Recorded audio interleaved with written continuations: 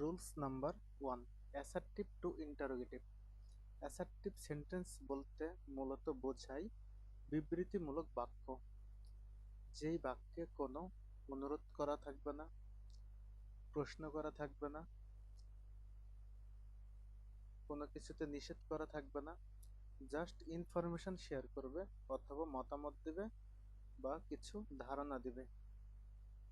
আর interrogative sentence বলতে মূলত বোঝায় প্রশ্নবোধক কোনো সেন্টেন্স, যেই সেন্টেন্স দ্বারা প্রশ্ন করা হবে।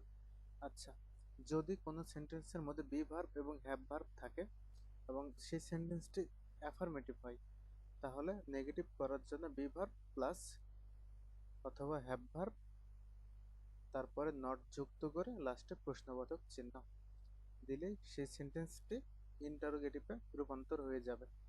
এখন এখানে কথা হচ্ছে বি ভার্বটা আসলে কি। বি ভার্ব বলতে বি ভার্ব সমান হচ্ছে am, is, are, was, were, bin,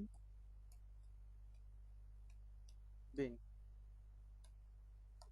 R have verb বলতে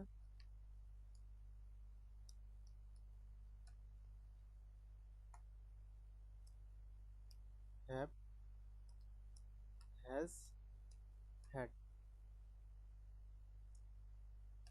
আচ্ছা, আমি কিছু এক্সাম্পল দেখে, he is a good boy.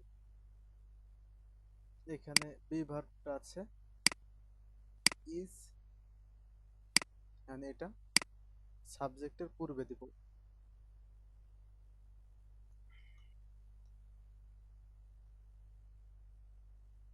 Is not he a good বয়।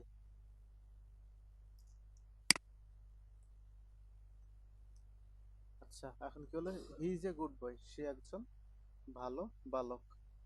আর প্রশ্নবোধক করার পরে হলো কি, is not he a good boy, সে কি ভালো বালক নয়। অর্থের পরিবর্তন ঘটবে না, কিন্তু স্ট্রাকচারের পরিবর্তন ঘটবে। এই সাবজেক্টের পূর্বে ইজ নট যুক্ত করা হয়েছে, লাস্টে প্রশ্নবোধক চিহ্নটা দেওয়া হয়েছে। আচ্ছা, আরেকটা উদাহরণ দেখে, হি হ্যাজ এ ড্রিম, তার একটি স্বপ্ন আছে। এখানে হ্যাভ ভার্ব, এই যে হ্যাজটা আছে,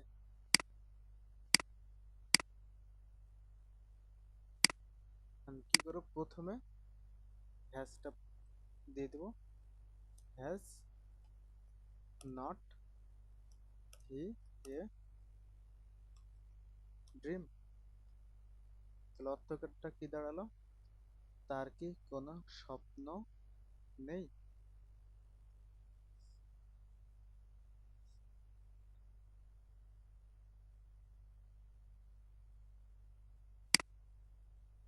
এতটুকু যুক্ত হয়েছে।